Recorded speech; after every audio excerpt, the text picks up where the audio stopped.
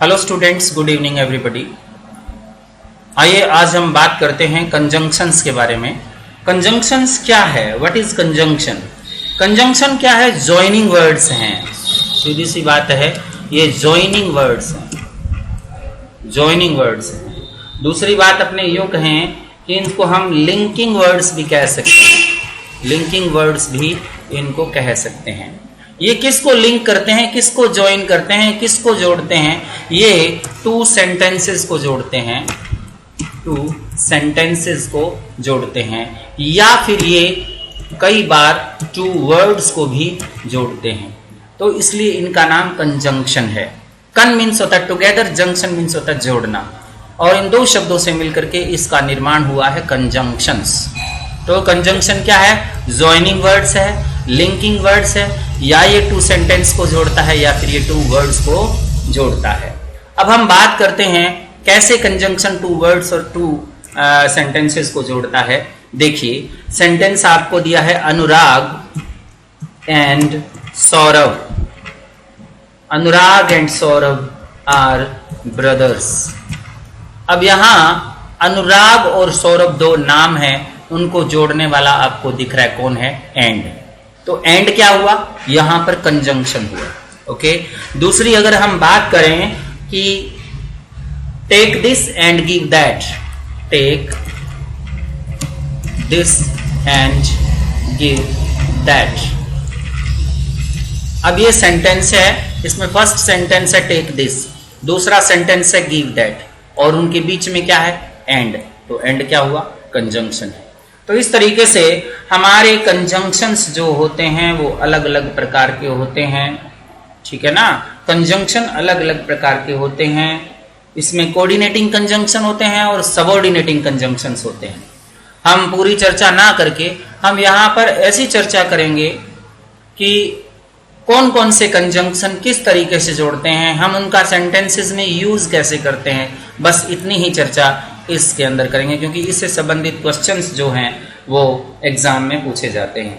तो सबसे पहले जब एंड की बात करते हैं, सबसे पहले हमारे पास जो पहला कंजंक्शन है वो है एंड। एंड की जब मैं बात करूं तो एंड का मतलब क्या होता है? एंड का मतलब होता है ऑल्सो। एंड का मतलब अगर मीनिंग निकाले तो इसका अर्थ होता है ऑल्सो। इसका मतलब ये भी होता है in addition to, in addition to, यानी इसके अतिरिक्त, इसके अतिरिक्त। एंड का जो मीनिंग होता है या तो ऑल्सो होता है या इसका होता है in addition to. In addition to का मतलब इसके अलावा या इसके अतिरिक्त। अब क्या है, ध्यान देना है, जब दो वाक्यों के अंदर दो सेंटेंसेस है, अगर टू सेंटेंसेस है, और ये देखिए टू सेंटेंसेस की बात करता हूं मैं, उसमें सब्जेक्ट एक जैसे हैं, सब्जेक्ट जो है वो कॉमन है, टू सेंटेंसेस है और उसमें सब्जेक्ट कॉमन है, तो उनमें कैसे अपने जोड़ेंगे? जैसे एक सेंटेंस देखिए, सेंटेंस हमारा है ही केम टू मी, ओके। दूसरा सेंटेंस है he gave me a letter. ये दो सेंटेंसेस हो गए। अब आप देख रहे हो इसमें भी ही है और इसमें भी ही है, दोनों में सब्जेक्ट क्या है? एक जैसा। वर्ब से पहले वाला क्या होता है? सब्जेक्ट होता है। ये आप टेंसेस के अंदर पढ़ चुके हैं। तो दोनों में क्या है? दोनों के अंदर सब्जेक्ट एक जैसा है। सब्जेक्ट ऐसा एक जैसा है तो हम क्या करेंगे? दोनों सब्जेक्ट को यहां से एक सब्जेक्ट की, दोनों सब्जेक्ट की जगह एक ही सब्जेक्ट लिखेंगे। दोनों को मिला करके कैसे लिखेंगे? देखिए, दोनों को मिला करके इस तरीके से आप लिखेंगे, दोनों को मिला करके आप लिखेंगे ही केम टू मी एंड, अब दूसरे का ही हटा देंगे, and gave me a letter. दूसरे का, दूसरे सेंटेंस का ही को हमने हटा दिया, तो ये क्या आ गया? इसका ज्वाइन कर दिया। एंड ने इन दोनों को ज्वाइन कर दिया, तो एंड का मतलब ये हुआ। अब इसी तरीके से दूसरा सेंटेंसेस, दो सेंटेंसेस और देखिए, Rashi is intelligent, Rashi is intelligent. Second है she is hard working, okay. She is hard working. अब राशि की जगह शी आया हुआ है। देखिए दोनों में सेंटेंस में देखो सब्जेक्ट कॉमन है। आप ये मत कहना कि राशि, एक में राशि है एक में सी है। ये जो सी वर्ड है वो राशि के लिए ही आया हुआ है, इसलिए हम राशि को ही एक बार लिखेंगे। कैसे लिखेंगे? राशि इज इंटेलिजेंट एंड, अब सी इज दोनों हट जाएगा, हेल्पिंग वर्ब भी हटेगी, ध्यान देना, हेल्पिंग वर्ब भी हटेगी। हेल्पिंग वर्ब क्या हुआ? एक ही बार यूज होगी। पहले अपने हेल्पिंग वर्ब, पहले वाले सेंटेंसेस में हेल्पिंग वर्ब नहीं थी, हेल्पिंग वर्ब भी अब हम एक ही बार यूज करेंगे। अब दूसरा इसका आल्सो क्या है? वो हार्ड वर्किंग है, तो एंड हार्ड वर्किंग। इस तरीके से दोनों सेंटेंसेस को जोड़ देंगे कि राशि एक इंटेलिजेंट है, वो हार्ड वर्किंग भी है। तो इस तरीके से, जैसे एक सेंटेंसेस और है, एक सेंटेंस, दो सेंटेंस देखिए, डू इट फास्ट, ओके, और do it carefully. Do it fast और दूसरा सेंटेंस है डू इट केयरफुली।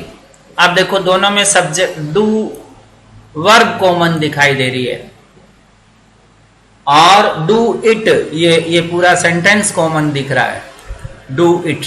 तो जो कॉमन दिख रहा है उसको एक ही बार, कॉमन का मतलब एक जैसा दिख रहा है, उसको एक ही बार लिखेंगे। कैसे लिखेंगे? इसको इस तरीके से लिखेंगे, do it fast and carefully. Do it fast and carefully. हमने क्या किया? डू इट कॉमन जो था उसको एक ही बार लिखा और एंड लिख दिया। इस तरीके से अपने एंड को जोड़ करके, दो सेंटेंसेस को, दो वर्ड को जोड़ करके अपने एंड का यूज करते हैं जब दोनों सेंटेंसेस के अंदर सब्जेक्ट कॉमन हो। इस बात को ध्यान रखना, क्या कॉमन हो? सब्जेक्ट कॉमन हो। ओके, अब अपने नेक्स्ट बात करते हैं, जब दोनों सेंटेंस में सब्जेक्ट कॉमन ना हो, सब्जेक्ट एक जैसा नहीं हो, तो फिर हम क्या करेंगे?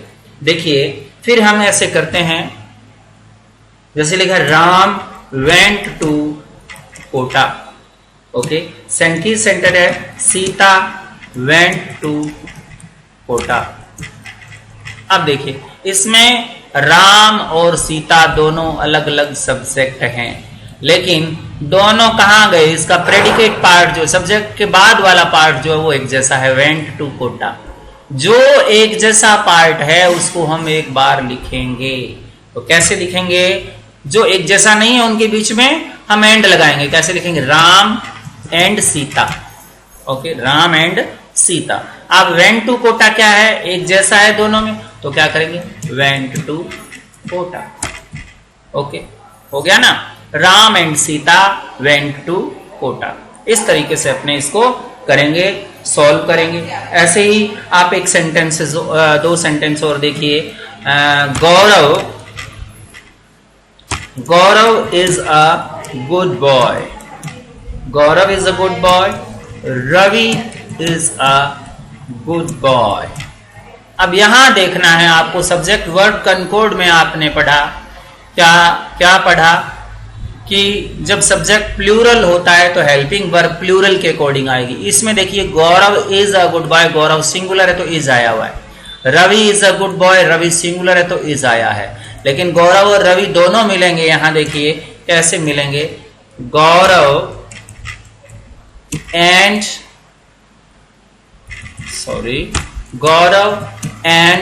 रवि। अब दो हो गए तो हम क्या लगाएंगे? Are. Gaurav and Ravi are. अब आर लगाएंगे तो गुड बॉय की जगह क्या हो जाएगा? बॉयज। तो क्या लगाएंगे? Good boys. Gaurav and Ravi are good boys. ठीक है ना? ये बॉय जो हो गया वो प्लूरल हो गया, और यहां प्लूरल के अकॉर्डिंग ही हेल्पिंग वर्ब लगाएंगे, यानी यहां इज ना लगा करके, क्योंकि ये दोनों मिलकर के प्लूरल हो गए, सिंगुलर नहीं हुए, इसलिए सिंगुलर के साथ इज लगाते हैं। आपने टेंस में भी पढ़ा है, आपने सब्जेक्ट वर्ब कनकोड में भी पढ़ा है। ओके, तो इस तरीके से आपको इस बात को विशेष रूप से ध्यान रखना है। कई बार क्या आता है, इस तरीके से सेंटेंस दिया जाता है। कैसे? 18 सेंटेंस देखिए आप। He is a very weak. He is very weak, sorry a नहीं है, ही इज वेरी वीक, ठीक है ना। नेक्स्ट है I am very weak. Third sentence दिया है ही एंड आई। अब देखिए यहां थर्ड नहीं है, दो ही सेंटेंस है, ही और आई। यहां पर ही अलग है, आई अलग है, यानी सब्जेक्ट इसमें कॉमन नहीं है। तो अपने क्या करेंगे, जब प्रोनाउन अलग अलग होते हैं, ध्यान दीजिए, जब प्रोनाउन अलग अलग होते हैं तो उसमें एक रूल का पालन करते हैं, सेकंड, थर्ड और फर्स्ट। इस रूल को फॉलो करते हैं। कैसे? पहले सेकंड प्रोनाउन यानी सेकंड पर्सन प्रोनाउन रखते हैं अगर है तो, अगर ये नहीं है तो फिर थर्ड पर्सन प्रोनाउन रखते हैं, और फिर फर्स्ट पर्सन प्रोनाउन का यूज करते हैं, यानी सेकंड, थर्ड, फर्स्ट इसका यूज करते हैं। जब वाक्य में तीनों ही पर्सन दिए हैं तो ऐसी स्थिति में पर्सन का कर्म जो है वो 2 3 1 का होगा, 2 3 1 का होगा, ठीक है ना। अब आप इसको कैसे लिखेंगे, 2 3 1 को कैसे लिखेंगे? अब सेकंड नहीं है, यू तो है नहीं, थर्ड पर्सन कौन सा है इसमें? ही को पहले लिखेंगे एंड आई, ही एंड आई, इस तरीके से लिखें। आई एंड ही लिखते हो तो वो गलत हो जाता है, ही एंड आई। अब दो जने हो गए ये, अब ना तो आई के अकॉर्डिंग आएगा ना ही के अकॉर्डिंग आएगा, मतलब प्लूरल आएगा। He and I are weak, he and I are weak. इस तरीके से हम जब कोई सेंटेंस आ जाता है तो उस सेंटेंस को हम सॉल्व करते हैं। देखिए एक सेंटेंसेस और है जिसमें यू का प्रयोग, you are calling me, you are calling me, he is calling me. अब देखिए यू और ही, सेकंड और थर्ड, आपको पता है अगर इसको ये आ जाता ना सेकंड, थर्ड, फर्स्ट। अब यहां पर तो देखो मैं इसको कट करते आगे रख देता हूं, इसको कट किया मैंने, इस तरीके से रख दिया। ये सेंटेंस मान लीजिए आपको इस तरीके से दिया है, तो ही एंड यू नहीं लिखेंगे क्योंकि सेकंड के बाद थर्ड आना चाहिए, तो ही एंड यू नहीं लिखेंगे, इसमें क्या लिखेंगे? यू एंड ही लिखेंगे। तो इसमें यू एंड ही लिखेंगे क्योंकि यू सेकंड पर्सन है, ही थर्ड पर्सन है, और दोनों मिलकर के प्लूरल हो गए तो आर कॉलिंग मी। ओके, इस तरीके से आपको पता लगाना है, सेकंड थर्ड पर्सन का रूल जो है आपको फॉलो करना है। ओके, इसी तरीके से आपको एक सेंटेंस और दे दिया जाए। देखिए जैसे आपको दिया you have a pen, you have a pen, और सेकंड सेंटेंस है she has a pen. Okay, अब देखिए यहां पर सेकंड पर्सन और थर्ड पर्सन दोनों दिए हुए हैं, तो अपने क्या करेंगे? 2 3 1 का प्रयोग करेंगे। टू क्या, टू है ही नहीं, सेकंड पर्सन है इसमें यू है, you and she and you नहीं लिखेंगे, ध्यान रखें। यू एंड सी दो जने हो गए तो हैज तो लगेगा नहीं क्योंकि हैज में क्या है? एस है, एस का मतलब सिंगुलर, तो क्या लगाएंगे? Have a pen. ओके, इस तरीके से आपको इस बात को विशेष रूप से ध्यान रखना है कि जब प्रोनाउन आ जाते हैं तो प्रोनाउन में सेकंड, थर्ड, फर्स्ट के रूल को फॉलो करते हैं। ओके, नेक्स्ट हम बात करते हैं अगले वाला जो कंजंक्शन है वो है as well as. As well as, as well as का यूज कहां करते हैं?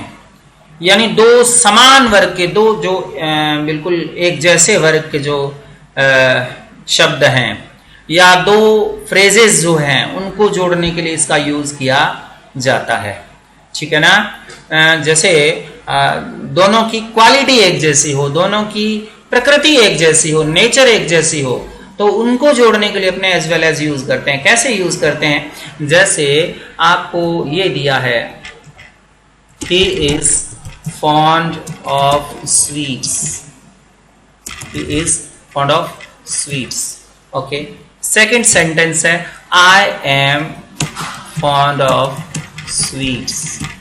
अब देखो ही और I दोनों की नेचर एक जैसी है, दोनों ही फॉन्ड ऑफ स्वीट्स हैं, दोनों की नेचर एक जैसी है, तो इसलिए नेचर एक जैसी है तो वहां क्या लगाएंगे? एज वेल एज का यूज होगा, एज वेल एज का यूज होगा। तो देखिए कैसे होगा? सेकंड, थर्ड, फर्स्ट का रूल यहां भी लगेगा, ध्यान रखें। तो सेकंड तो है नहीं, थर्ड और फर्स्ट है, तो कैसे करेंगे? ही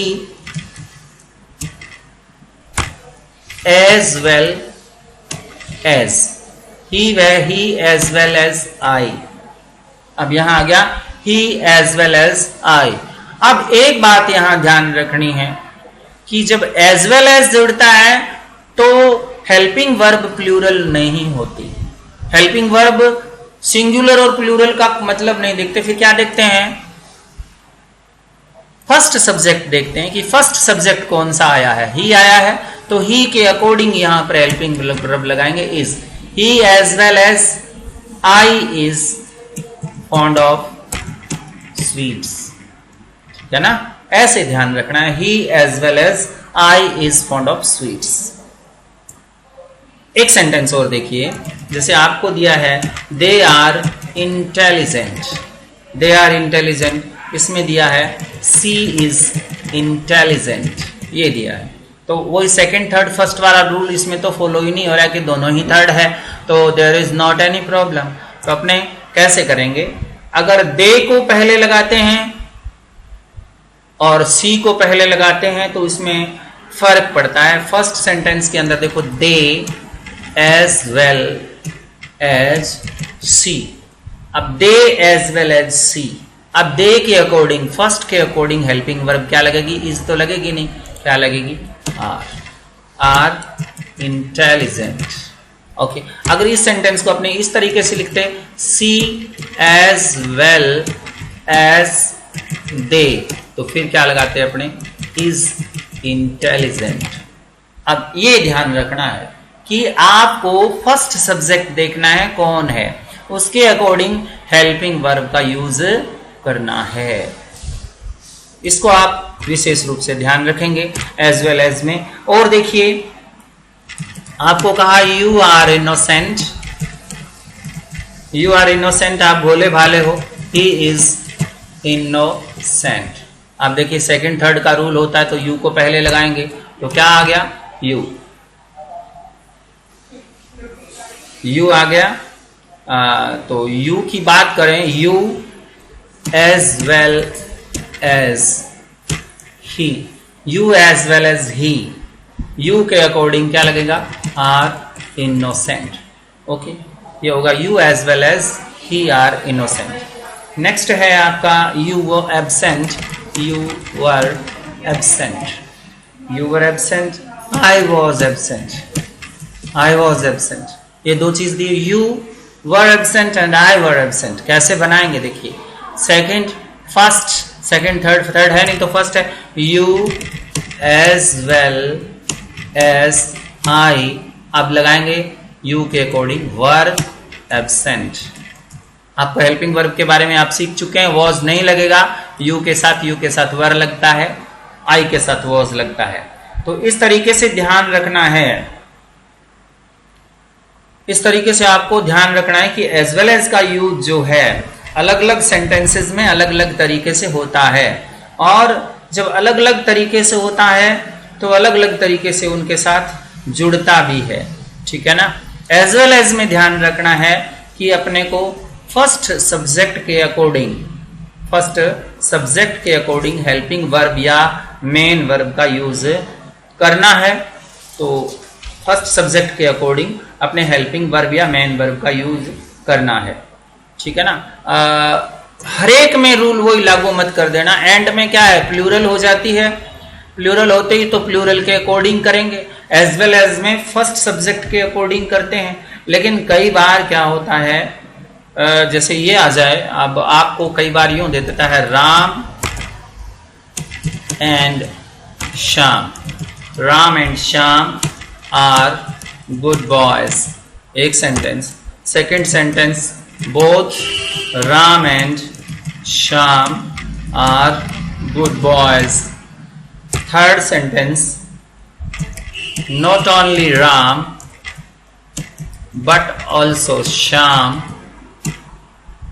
not only Ram but also Shyam is good friend. Okay, उसके बाद Ram as well as Shyam is good boy. हमने गुड फ्रेंड की बात कर दी, गुड बॉय की बात करनी है, फ्रेंड नहीं, यहाँ बॉय की बात हो रही है क्योंकि एक ही सेंटेंस है। अब यहाँ ये जो सेंटेंसेस आप देख रहे हैं इनके अंतर है। राम और श्याम को दोनों को एंड से जोड़ दिया तो ये प्लूरल वर्ब बन गई आर, और राम और श्याम को बोथ एंड से जोड़ दिया तो भी ये प्लूरल वर्ब बन गई आर, प्लूरल हेल्पिंग वर्ब बन गई आर। लेकिन नॉट ओनली बट आल्सो के अंदर इज आ रहा है, तो यहां ध्यान देने वाली बात है कि नॉट ओनली बट आल्सो, ये नॉट ओनली बट आल्सो, इससे अगर दो सब्जेक्ट जुड़े हैं तो सेकंड सब्जेक्ट के अकॉर्डिंग, श्याम है ना सेकंड सब्जेक्ट, उसके अकॉर्डिंग हम हेल्पिंग वर्ब इज लगाएंगे। अगर यहाँ फ्रेंड्स लिखा होता तो आर लग जाता, और एज वेल एज में फर्स्ट सब्जेक्ट राम के अकॉर्डिंग इज लगा देंगे। ओके, तो इस तरीके को आप पूरा ध्यान रखेंगे, फॉलो करेंगे। जब आपको पूछा जाता है उस समय इसी प्रकार के ऑप्शन दिए जाते हैं जिनमें ये गड़बड़ होती है, गड़बड़ कर दी जाती है किसी प्रकार से आपको चक्कर में डालने के लिए। ठीक है ना।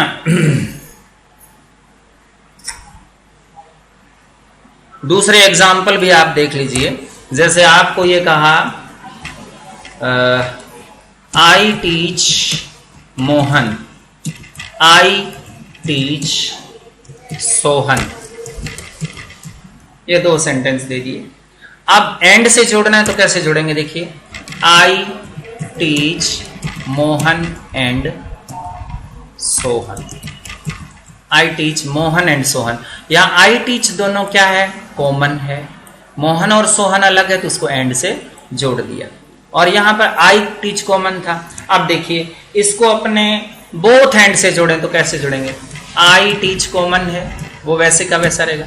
अब मोहन से पहले लग जाएगा बोथ मोहन, और सोहन से पहले लग जाएगा एंड सोहन, कोई फर्क नहीं पड़ा। इसी तरीके से आई टीच, देखिए आई टीच, अब देखिए यहां पर एज वेल एज से जोड़ेंगे तो कैसे जोड़ेंगे, Mohan as well as Sohan, ठीक है ना। और अगर इसको not only but also say जोड़ेंगे तो आई टीच, अब इससे पहले लगेगा not only Mohan but also Sohan, ठीक है ना। तो इस तरीके से देखिए हम हर चीज जोड़ रहे हैं, बोथ हैंड से का भी यूज कर रहे हैं, ये भी कनेक्टिव है, एज वेल एज का यूज कर रहे हैं, ये भी कनेक्टिव है, नॉट ओनली बट आल्सो का यूज कर रहे हैं, ये भी कनेक्टिव है। तरीका लगभग इन सबका एक जैसा ही है, लेकिन एज वेल एज का यूज एंड की प्रकृति के अकॉर्डिंग नहीं करते। एंड में अलग बात होती है, एज वेल एज में अलग बात होती है। नॉट ओनली बट आल्सो की जब हम बात करें, आपको बता तो दिया ही है, ठीक है ना। नॉट ओनली बट आल्सो की बात हमने आपको बता दी है। जैसे आप एक बात कीजिए, जैसे ये लिखा है नॉट ओनली, इसको इस तरीके से लिखते हैं बट आल्सो, इससे कैसे जोड़ेंगे इनको, इससे जोड़ने का तरीका क्या है, देखिए ये लिखिए Ram was present in the meeting, Ram meeting में प्रेजेंट था। और दूसरी बात Shyam was present in the meeting, दोनों सेंटेंस एक जैसे हैं। अपने को नॉट ओनली और बट आल्सो जोड़ना, was present in the meeting एक जैसा है, देखिए इसमें was present in the meeting, was present in the meeting. अगर मैं इसको अंडरलाइन करूं इस तरीके से, इसको आपको दिखाना चाहूं तो मैं इस तरीके से भी दिखाना चाहता हूं कि ये दोनों चीजें क्या है, एक जैसी है ना, एक जैसी। अब हम बात करते हैं, दोनों एक जैसी है, ये दोनों एक जैसी है, तो अब क्या करेंगे, राम और श्याम इनके अंदर नॉट ओनली बट आल्सो का यूज होगा। कैसे, अब यूज करें अपने not only Ram but also Shyam. अब ये आ गया ना, ये was present in the meeting, ये जो है इसको मैं यहीं से यहां रख सकता हूं सीधा का सीधा। Not only Ram but also Shyam was present in the meeting.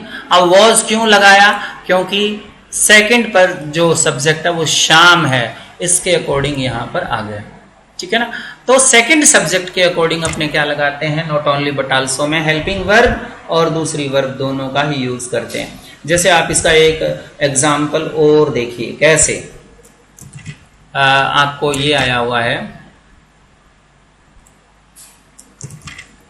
Rachna likes mangoes, Rachna likes mangoes, her friend like mangoes, her friends like mangoes. अब अपने को not only but also say जोड़ना है। अब आपको पता है लाइक्स मैंगोज ये कॉमन आ रही है दोनों में, ये लाइक मैंगोज, लाइक्स मैंगोज, बस एक में लाइक है एक में लाइक्स है, ये कॉमन आ रहा है दोनों के अंदर। अब क्या करेंगे, इनके बीच में अपने को नॉट ओनली बट आल्सो का यूज करना है। कैसे यूज करेंगे, इनके बीच में ऐसे यूज करेंगे, ये not only Rachna but also her friends. अब देखिए यहां आपको थोड़ा ध्यान देना पड़ेगा, ये सेकंड जो है वो कौन है, हर फ्रेंड्स, ये क्या है, प्लूरल सब्जेक्ट है। प्लूरल सब्जेक्ट है तो एस वाली मेन वर्ब नहीं लगेगी, तो क्या लगेगी यहां पर, बिना एस वाली, यानी अगर इसको यूं का यूं रखें तो ये आ जाएगा like mangoes. Not only Rachna but also her friends like mangoes, ठीक है ना। इस तरीके से एक बात को आप विशेष रूप से ध्यान रखना है कि अपने नॉट ओनली बट आल्सो का यूज करते समय सेकंड जो सब्जेक्ट होता है उसके अकॉर्डिंग, एज वेल एज में फर्स्ट सब्जेक्ट होता है उसके अकॉर्डिंग। एक सेंटेंस और समझिए, एक सेंटेंस और समझिए आप, जैसे ये लिखा है, he is teaching English, he is teaching English. अब लिखा है I am teaching English, I am teaching English, he is teaching English. दोनों को जोड़ना है, कैसे लिखेंगे, वही तरीका है आपका। इज टीचिंग इंग्लिश जो है वो दोनों में, टीचिंग इंग्लिश दोनों में क्या है, कॉमन है। तो अब आप टीचिंग इंग्लिश जो है वो दोनों में कॉमन है, इसलिए हम इसको कॉमन मान लेते हैं, टीचिंग इंग्लिश कॉमन। आप देखिए टीचिंग इंग्लिश तो कॉमन हो गया, बट अब ही और आई एम के बीच में अपने को लगाना है not only he but also I, हो गया ना, not only he but also I.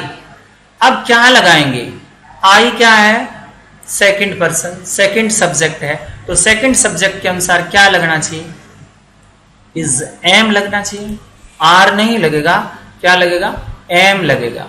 तो यहां पर आ जाएगा ये,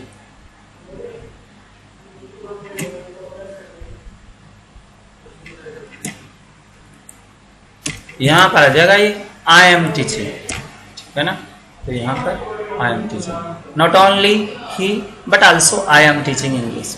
तो इस तरीके से नॉट ओनली बट आल्सो का हम यूज करेंगे जब सब्जेक्ट अलग अलग हो, अलग अलग हो। तो अब अगर सब्जेक्ट अलग अलग नहीं हो तो कैसे करेंगे, जैसे देखिए ये लास्ट बता रहा हूं मैं, the robbers looted the villagers, the robbers looted the villagers,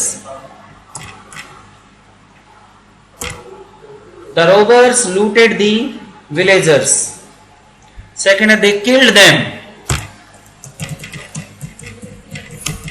अब ये देखिए they killed them। अब इसमें एक जैसे सब्जेक्ट हैं, पहले वाले में सब्जेक्ट एक जैसे नहीं थे। अब की बार द रोबर्स के लिए, द रोबर्स के लिए क्या आ रहा है, ये द रोबर्स के लिए ही दे आ रहा है, आ रहा है ना। इसमें सब्जेक्ट कॉमन है, लेकिन एक में लूटेड द विलेजर्स, एक में किल्ड देम, दो बातें आ रही। तो अपने ये दोनों क्या है, एक जैसे, इसको एक बार लिखेंगे। द रोबर्स के लिए तो दे आया है, तो अपने इसको एक ही बार लिखेंगे, द रोबर्स, ठीक है ना। अब द रोबर्स लिख दिया, दे को हमने काट दिया यहां से। अब इससे पहले नॉट ओनली और इससे पहले but also, not only looted the villagers but also killed them. इस तरीके से आपको ये बता देना है कि द रोबर्स के लिए तो दे आया, तो इसलिए द रोबर्स एक ही बार लिख दिया। The robbers not only looted the villagers but also killed them. ठीक है ना, ये आपको विशेष रूप से ध्यान में रखना है। एक और देखिए, ही रीड्स रीड है, ही रीड अ लेसन। आपको ये गलत है, लेकिन गलत नहीं है, थोड़ा इसको ध्यान से देखोगे। He wrote a letter. अब यहां ही दोनों में क्या है, कॉमन है, दोनों में एक जैसा सब्जेक्ट है ही, दोनों में एक जैसा सब्जेक्ट आपको दिखाई दे रहा है ही। ठीक है ना, अब आप देखिए दोनों में सब्जेक्ट आपको एक जैसा ही दिख रहा है। अब अपने क्या करते हैं,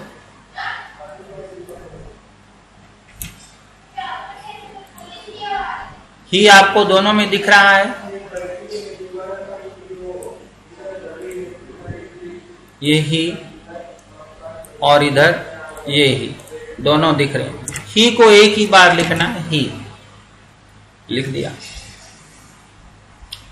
ही को एक ही बार लिखना है, और ये रीड सेकंड फॉर्म में, रेड है, ये रोट भी सेकंड फॉर्म में, तो यहां करेंगे he not only read a lesson but also wrote a letter. Okay, इस तरीके से हम क्या करते हैं, नॉट ओनली बट ऑल्सो का यूज करते हैं। सेकंड, एक एग्जांपल और देख लीजिए।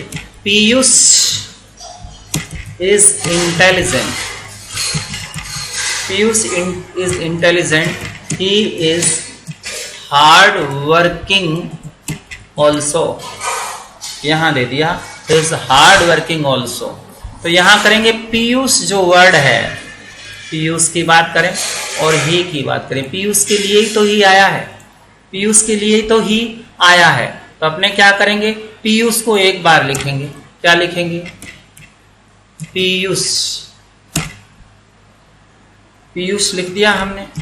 Okay, is intelligent hard working, तो लिखेंगे not only, Piyush is not only intelligent but also hard working.